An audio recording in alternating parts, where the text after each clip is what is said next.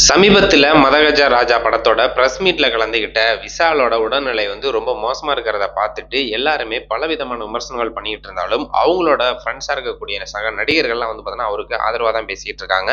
அந்த வகையில பார்த்துட்டீங்கன்னா காதலிக்கு நேரமில்லை அந்த படத்தோட பிரஸ் மீட்ல கலந்துகிட்ட நம்ம ஜெயரவி கிட்ட பார்த்தீங்கன்னா அந்த கேள்வியை கேட்டிருக்காங்க. அப்போ பார்த்துட்டுனா அவர் கொடுத்த பதில் என்ன அப்படின்னு பார்த்தோம்னா, அதாவது என்னோட ஃப்ரெண்ட் விஷால் அவர்கள் சிங்கம் மாதிரி மீண்டும் திரும்ப வருவாரு. அவரோட நல்ல மனசுக்கு நல்லதுதான் நடக்கும். அவர் நிறைய பேருக்கு உதவி பண்ணியிருக்காரு. அவருக்கு என்னமோ இப்போ கெட்ட நேரம். அதனால பல பேர் பல விதமா பேசிட்டு இருக்காங்க. ஸோ அதெல்லாம் நம்ம மனசுல வச்சுக்க கூடாது. அதை ஏத்துக்க கூடாது. அவரு ரொம்ப தைரியசாலி. அவரை பத்தி எனக்கு நல்லா தெரியும். அவர் தைரியத்தையால மறுபடியும் பார்த்தீங்கன்னா மீண்டு வருவாரு. இந்த உடல்நிலையில இருந்து மாறி மறுபடியும் சிங்கம் மாதிரி வெளி உலகத்துல மறுபடியும் படங்கள்ல நடிப்பாரு அப்படிங்கிறாப்புல பேசியிருக்காரு ஜெயரவி அவர்கள்.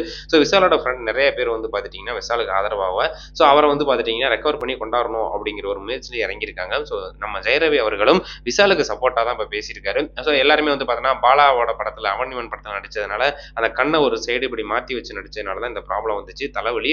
அதனால சில இதுக்கு அடிக்ட் ஆனாரு, அந்த ட்ரிங்க்ஸுக்கு அடிக்ட் ஆனாரு, அதனால தான் இந்த பாதிப்பு வந்துருச்சு அப்படிங்கிறப்பல சொல்லியிருப்பாங்க. ஸோ பழைய விஜயகாந்த் தான் பார்த்துட்டீங்கன்னா விஜயகாந்த் இது மாதிரி தான் இருந்துச்சு. அவருக்கு எவ்வளோ ட்ரீட்மெண்ட் பண்ணி சரி பண்ண முடியல.